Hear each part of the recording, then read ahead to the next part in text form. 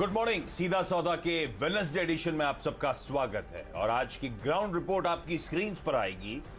US से संकेत कमजोर, वैसे संकेत कमजोर की जगह glass half full half empty कह लीजिए। एक समय जो डाउ 400 पॉइंट नीचे था, बंद 200 पॉइंट नीचे हुआ, पर क्योंकि पिछले कई दिनों की तेजी के बाद कुछ करेक्शन का मूड था तो एसजीएक्स निफ्टी भी दिखा रहा है कि हल्की कमजोरी। 1/3% के दबाव के साथ कल के उस इंट्राडे प्रेशर के बाद हम शुरुआत करने जा रहे हैं। ऐसे में नीरज जी, पिच कैसी है? पिच आशीष ठीक लग रही है और यूएस के क्यूज भी खराब मैं नहीं कहूँगा, क्योंकि नीचे लेवल से बहुत रिकवरी आई है और बहुत सारी रिपोर्ट्स अगर आप पढ़ें तो अमेरिका की ये सजेस्ट कर रही है कि जो इन्फ्लेशन का इतना बड़ा डर लग रहा था वो अब कम हो रहा है, क्योंकि बॉन्ड आपकी उसी तरीके से रिएक्शन दे रही है। तो यूएस मार्केट में इतने दिन से चल रहा था तो एक प्रॉफिट बुकिंग बनती थी, वो हुई। कई सारे नंबर्स आए जिसको देख करके लोगों ने प्रॉफिट बुक किया, लेकिन रिकवरी भी क्लोजिंग सेशन तक वैसे ही देखने को मिल रही थी।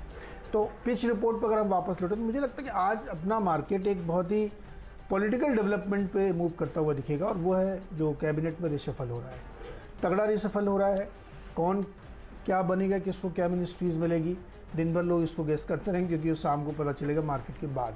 मुझे लगता है मार्केट उस दिशा को रिएक्ट करेगा, क्योंकि मार्केट वगैरह जो कुछ भी होता है वो किसी भी सरकार की पॉलिसीज़ और उनके विजन्स पे ही चलते हैं। तो मुझे लगता है कि आज का रडार वहाँ पर रहेगा, लेकिन कुछ फंडामेंटल जो स्टोरीज डेवलप हो रही हैं उसके आधार पर मैंने 10 के 10 बाई की टीम बताई है।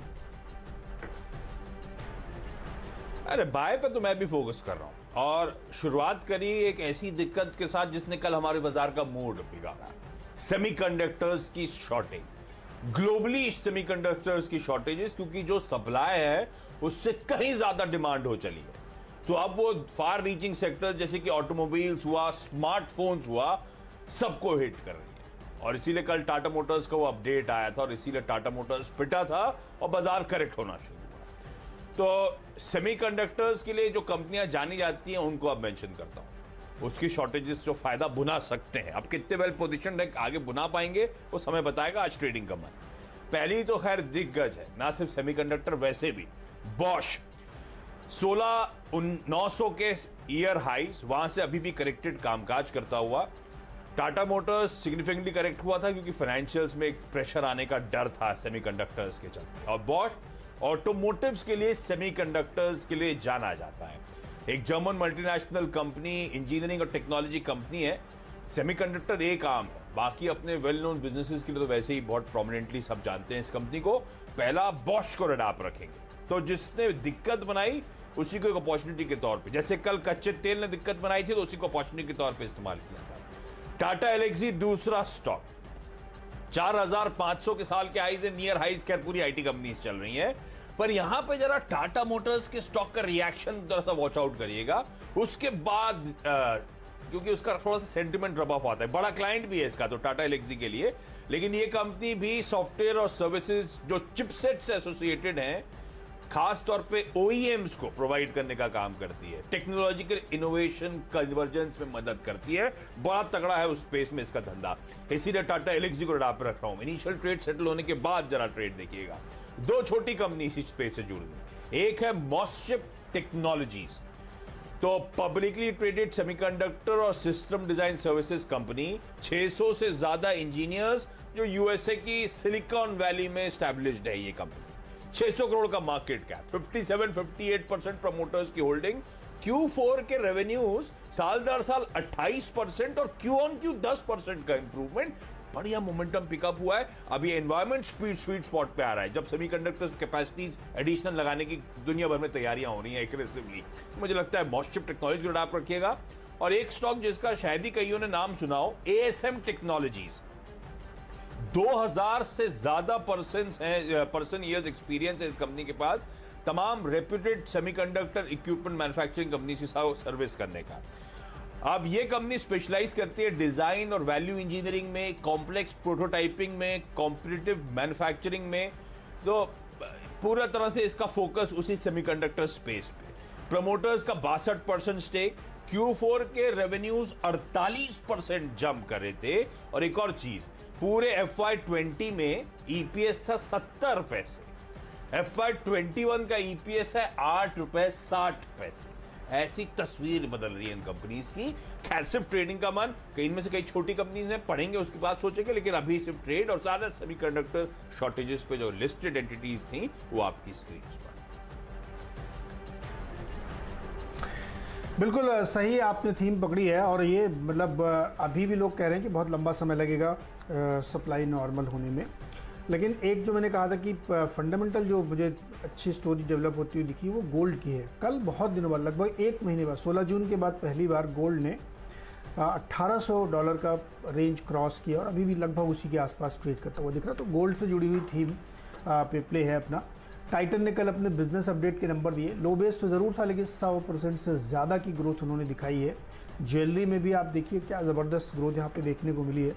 तो मुझे लगता है कि यहाँ पे ध्यान रखना चाहिए, इसलिए क्योंकि गोल्ड का एक जो दौर था करेक्शन का वो इम्प्रूव हुआ है और उसके बाद से उसमें तेज़ी देखने को मिली और इंडिया में वो चीज़ आपको प्ले आउट होती हुई दिख रही। टाइटन के नंबर्स आपके सामने हैं। टाइटन चूँकि बड़े टिकट के साइज़ है, कई ब्रोकरेजेस उसकी रिपोर्ट उतने अच्छे नहीं दे रहे हैं, लेकिन जो छोटी कंपनीज है उस पर फोकस करिए। टीवीजी की मैं बात कर रहा हूँ, टीवीजी देखिए छोटे टिकट साइज़ का है और फ्रेंडली है। दो रीज़न समझिए आप क्यों मैं बार बार ये बात कह रहा हूँ। गोल्ड की कीमतें $1800 के ऊपर पहुँचना और इंडिया में अनलॉक की थीम पूरी तरीके से अब शुरू हो चुकी है। गोल्ड के सारे स्टोर्स आपको खुले मिलेंगे और इसमें बाइंग चल रही है। बाइंग का एक रीज़न क्या है कि जुलाई के बाद अब धीरे धीरे यहाँ पे आप उस सीज़न में पहुँच रहे हैं जहाँ गोल्ड बाइंग बढ़ती है। मैरिज सीजन आते हैं, फेस्टिवल सीजन आते हैं और प्राइसेस ऊपर जाने की संभावनाएं लगातार बनी हुई है। तो इसलिए गोल्ड में उल्टा चलता है, जब गोल्ड की बल्क कीमतें गिरती हैं तो ज्वेलरी स्टॉक गिरते हैं, लेकिन जब गोल्ड की कीमतें ऊपर जाती हैं तो स्टॉक्स ऊपर जाते हैं, क्योंकि लोग चेज़ करते हैं कि ये भाव मिलेगा कि नहीं मिलेगा। इसलिए गोल्ड में हमेशा उल्टा ट्रेंड चलता है, ध्यान रखिएगा। तो मुझे लगता है कि गोल्ड की जो कंपनीज़ हैं, जो गोल्ड के स्टॉक्स हैं, उनमें आपको बढ़िया तेज़ी देखने को मिलेगी और फंडामेंटली तो गोल्ड में अभी बहुत बड़ी रैली आनी बाकी है, क्योंकि इन्फ्लेशन का भूत या डर खत्म नहीं हुआ है। तो इसीलिए इसको शामिल किया है। दो और कंपनी के साथ जोड़ता हूँ, थंगामाइल और कल्याण ज्वेलर्स भी रखिएगा। चारों कंपनीज हमने इसीलिए शामिल की, तो मुझे लगता है कि आज गोल्ड स्टॉक्स में आपको अच्छी मूव आती हुई दिखेगी, गोल्ड प्राइसेस और प्लस अनलॉक की थीम के साथ। टेक्नोलॉजी पे ही फोकस। अगली कंपनी है केल्टन टेक। कल पढ़ रहा था बहुत एग्रेसिव प्लान्स हैं इस कंपनी के। डिजिटल ट्रांसफॉर्मेशन सॉल्यूशंस और सेवाएं मुहैया कराने का काम, एक नई ऑर्गेनाइजेशनल स्ट्रैटेजी इंप्लीमेंट कर रहे हैं जो अगले 45 से 60 दिन, 1.5 से 2 महीने में इंप्लीमेंट होती हुई नजर आएगी, जिसमें बहुत एग्रेसिवली ये कंपनी हायरिंग करने वाली है। फिलहाल $100 मिलियन के रेवेन्यूज हैं, $100 मिलियन की बढ़ाकर $300 मिलियन के रेवेन्यूज अचीव करने के टारगेट्स हैं। कंसल्टेंट अपॉइंटेड था, अब उस प्लान को एग्जीक्यूट करने की शुरुआत हो रही है। तो रडार पर रखते हैं, देखते हैं कैसे प्लान पैन आउट होता है। और एक और टेक्नोलॉजी कंपनी ही है तानला प्लेटफॉर्म। जब वो मार्की इन्वेस्टर्स चेक इन हुए थे तब मैंने कहा था कुछ ही दिन पहले 800 का लेवल था, और आज देख लीजिए कहां खड़ा हुआ है। बढ़िया कंपनियां हैं, ऐसी चलेंगी धीरे धीरे, मेरे कहने पे नहीं चलती, बात अलग है। जब भी लेता था टीम में ठंडा ही पड़ा रहता था, लेकिन उस बीच 870 पे आगे खड़ा हो गया है। अब यहां पे मार्की इन्वेस्टर्स चेक इन होने के बाद कल इनकी wholly own subsidiary Karix mobile private limited, उसने पैनासोनिक इंडिया के साथ करार कर लिया। तो कन्वर्सेशनल सॉल्यूशंस देंगे व्हाट्सएप बिजनेस सॉल्यूशन प्लेटफॉर्म पर। आसान शब्दों में पैनासोनिक के कस्टमर्स और उसके ब्रांड के बीच में वो कम्युनिकेशन फैसिलिटेट व्हाट्सएप के जरिए करने में वो सारा प्लान इंप्लीमेंट तानला प्लेटफॉर्म्स करेगी। ये सब आगे की टेक्नोलॉजीज हैं। पीछे मत देखिए स्टॉक कितना रीरेट हो चुका है, आगे किस तरह की अपॉर्चुनिटीज हैं उस पर भी जरा ध्यान दीजिएगा, इसलिए डिपेंडेबल कदम पर। चलिए मेरे अगले जो स्टॉक्स हैं वहाँ पे भी खरीदारी का ही फोकस। हमने आपको 4 स्टॉक्स ज्वेलरी के बताए जहाँ पे आप लॉन्ग पोजीशन लेके चल सकते हैं। 5वां स्टॉक है मन्नापुरम फाइनेंस, गोल्ड लोन वाली कंपनी है और डिपेंडेबल भी साथ में दिखाते रहिएगा। मुथूट फाइनेंस, ये भी गोल्ड लोन की है। दोनों कंपनियों में इसलिए क्योंकि गोल्ड की स्टोरी मैंने आपको ये बताई कि गोल्ड जब भी ऊपर की तरफ जाता है तो इनकी जो वैल्यूएशन इन्वेंट्री बढ़ती है और ये स्टॉक्स आपको रन करते हुए दिखे। पिछले 1-2 दिन में स्लाइटली तेज़ी इसमें आनी शुरू हुई है। दूसरा, मन्नापुरम फाइनेंस में माइक्रो फाइनेंस का भी बिजनेस है। हालांकि अभी मेजर चंक 70-80% गोल्ड लोन से ही है, लेकिन माइक्रो फाइनेंस में भी मन्नापुरम ने काफ़ी ज़्यादा एक्सपैंड किया है और इनको फ़ायदा ये है कि हाल ही में जो रिजर्व बैंक ने कहा है ना कि आप जो इंटरेस्ट चार्ज करते हैं उसकी कैप हटाई जाएगी, तो वो एक स्ट्रक्चरल चेंज है इस माइक्रो फाइनेंसिंग में। तो मुझे लगता है कि इसमें खरीदारी करनी चाहिए। मन्नापुरम फाइनेंस और मुथूट फाइनेंस दोनों में खरीदारी करके चल सकते हैं। तो आशीष, अगर आपका डिपेंडेबल हो गया तो हम लोग यहाँ पे एक छोटा सा ब्रेक ले लेते हैं और ब्रेक से जब लौट के आएंगे तो आपको बताएंगे कि फ्री हिट और डिजिटल्स क्या है।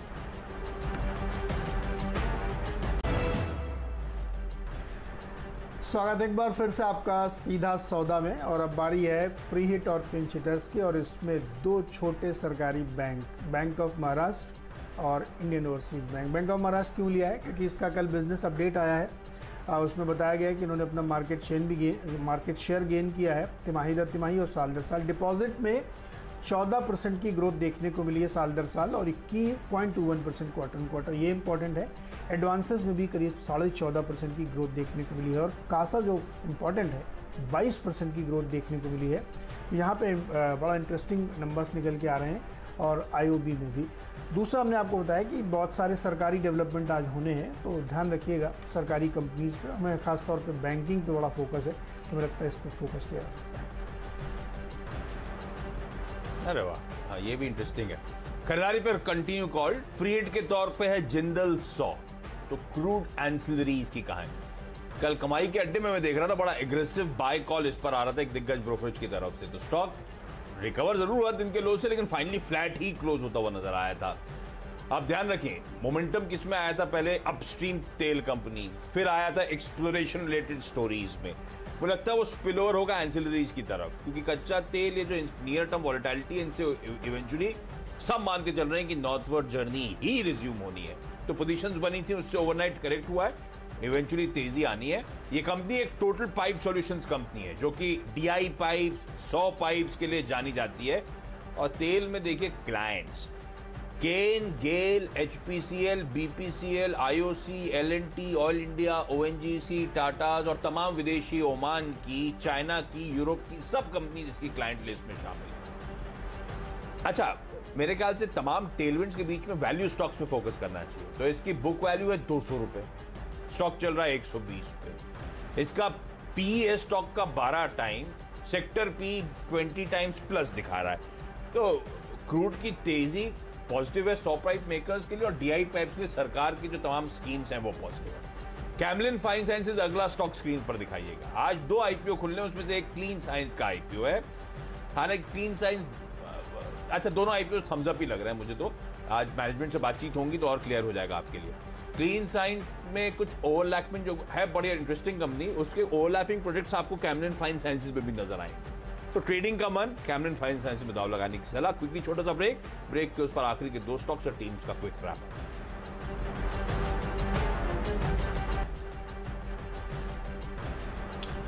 स्वागत है एक बार फिर से आपका सीधा सौदा में। आखिरी के 2 स्टॉक्स, और जो स्टॉक्स मैंने लिए हैं गर्मी की थीम पर, सिम्फनी और वोल्टास।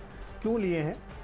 कल पता चला है, जो पावर मिनिस्टर उन्होंने बताया कि कल भारतवर्ष में 197.06 गीगावाट बिजली की खपत थी। हाईएस्ट एवर डिमांड थी कल के दिन में। और ये लाजमी भी है, क्योंकि इतनी गर्मी पड़ रही है नॉर्थ इंडिया में, रादर ग्लोबली एक एक्स्ट्राऑर्डिनरी मौसम ये चल रहा है। कहीं कहीं पे तो 45 तक के टेम्परेचर्स देखे गए, वर्ल्ड वाइड तो 50 तक के देखे गए।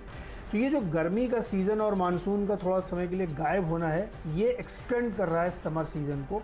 और ऐसे में जो कूलिंग इक्विपमेंट बनाने वाली कंपनीज़ हैं, वोल्टास जैसी या सिम्फनी जैसी, उनकी डिमांड एक्सटेंडेड पीरियड तक चलेगी। जनरली एसी का मार्केट जो है मई जून में उसकी न्यू सेल्स बहुत स्लो डाउन हो जाती है, क्योंकि एंड होने लगता है। लेकिन ये एक्सटेंडेड है, हमें लगता है कि समर प्रोडक्ट पे फिर से ध्यान जाना चाहिए, क्योंकि ये गर्मी अभी खत्म होने के संकेत नहीं दे रही। और पावर कंजम्पशन जिस तरीके से बढ़ रहा है, उससे तमाम इलेक्ट्रिकल इक्विपमेंट्स, पंखे, कूलर, ये सब ज़्यादा कंज्यूम हो रहे हैं। तो इसीलिए हमने इनको लिया है। सिम्फनी और वोल्टास में खरीदारी करना चाहिए। और वैसे भी एक ये परपेचुअल थीम है, गर्मी बढ़ती जा रही है पूरी दुनिया में हमेशा, तो इस पर ध्यान रखना चाहिए। रब ऑफ पे फोकस करूंगा आईपीओस के। तो एक कैमलिन फाइन लिया था क्लीन साइंस के आईपीओ के बाद, और जीआर इंफ्रा प्रोजेक्ट्स दूसरा आईपीओ खुल रहा है। ये कंपनी है रोड कंस्ट्रक्शन में ईपीसी और हाइब्रिड एन्युटी मॉडल। तो स्पेस की लीडर तो दिलीप बिल्डकॉन, उसको रडार पे रखिएगा। बढ़िया स्टॉक है, बड़ा एग्रेसिवली स्पेस में उतर चुके हैं। दूसरा जय कुमार इंफ्रा, जो इसी के साइज की होगी और कई सारे पैरामीटर्स पे वैल्यूएशन वाइज कंफर्ट दे रही है, उसी लिए मेंशन कर रहा हूं। तो पहले हमने रियल एस्टेट में तेजी आती हुई देखी थी, कल सीमेंट में तेजी आ रही थी, इंफ्रा के इंडिकेशन तो वैसे ही बन रहे थे। आज आईपीओ के चलते 2 इंफ्रा स्टॉक्स के साथ टीम को खत्म कर रहा हूं। चलिए क्विकली आप 10 की टीम स्क्रीन पे दिखा दीजिए। 10 के 10 बल्लेबाज आज वेडनेसडे के दिन भी शुरुआत करी थी सेमीकंडक्टर शॉर्टेजेस के चलते, जो स्टॉक्स रडार पर रखने चाहिए। तो लीडर है बॉश, ऑटोमोटिव सेमीकंडक्टर्स के लिए जाना जाता है। टाटा एलेक्सी, लेकिन टाटा एलेक्सी सेमीकंडक्टर की स्पेस ऑटोमोटिव्स के लिए तो तगड़ी टेक्नोलॉजी पकड़ है इसकी, लेकिन टाटा मोटर्स का रब ऑफ हो सकता है, तो इनिशियल ट्रेड सेटल होने दीजिएगा। दो छोटी कंपनी जो कि सेमीकंडक्टर स्पेस में स्पेसिफिकली हैं, मॉस्शिफ्ट टेक्नोलॉजीज जो सिलिकॉन वैली में एस्टैब्लिश्ड है, हमारे यहाँ लिस्टेड है, एएसएम टेक्नोलॉजीज जो एग्जैक्टली यही काम करती है, और दोनों के क्वार्टरली फाइनेंशियल अब बढ़िया होते चले जा रहे हैं। केल्टन टेक जिसने पूरा बहुत एग्रेसिव प्लान लॉन्च करने की तैयारी कर दी, 100 मिलियन से 300 मिलियन डॉलर के रेवेन्यू टारगेट कर रही है। तानला प्लेटफॉर्म्स एक और टेक्नोलॉजी ड्रिवन स्पेस की कंपनी, और यहां पे पैनासोनिक इंडिया के साथ इसकी सब्सिडी जो करार करा है इसके चलते रडार पर। फ्रीड में जिंदल सॉ, जहां पे आप पाइप मैन्युफैक्चरर्स, वो अलाइड एक्टिविटीज के स्टॉक्स दूर पकड़ेंगे, और यहां पे वैल्यू नजर आती है क्योंकि हर पैरामीटर पे वैल्यूएशन बहुत कंफर्टेबल है। इसीलिए कैमलिन फाइन साइंसेस, एक आईपीओ जो क्लीन साइंस टेक्नोलॉजी का खुल रहा है उसका रब ऑफ। दिलीप बिल्डकॉन और जयकुमार इंफ्रा जो दूसरा आईपीओ बाजार में इस समय खुल रहा है, जीआर इंफ्रा प्रोजेक्ट्स, उसका रब ऑफ।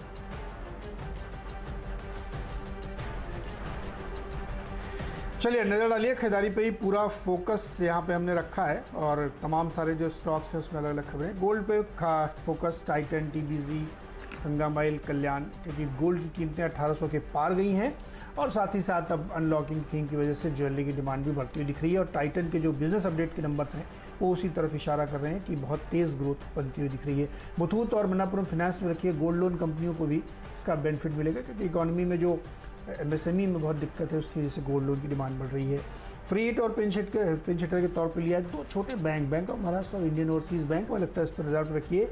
कई सारे परिवर्तन हो रहे हैं तो बैंकों को तो फ़ायदा हो सकता है। सिम्फनी और वोल्टास, गर्मी बहुत बढ़ रही है, पावर कंजम्पशन कल सबसे ज़्यादा हुआ है, करीब 200 गीगावाट का। और हमें लगता है कि जो कूलर बनाने वाली है, एसी बनाने वाली कंपनीज हैं उनको ध्यान में रखना चाहिए।